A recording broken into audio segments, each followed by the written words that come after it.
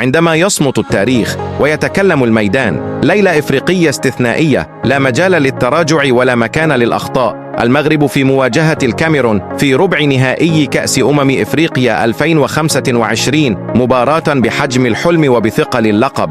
8 مساء بتوقيت المغرب، ملعب الأمير مولاي عبد الله. الرباط على شاشات بي إن سبورتس، والعين على المجد. أسود الأطلس يدخلون المواجهة بعد فوز قوي في الدور السابق، أداء مقنع، ثقة عالية، وجماهير تملأ المدرجات إيمانا بالحلم. وعلى الجهة الأخرى الكاميرون، منتخب لا يعترف بالضغوط، حسم تأهله بانتصار صعب، وأكد أنه حاضر بقوة في المواعيد الكبرى.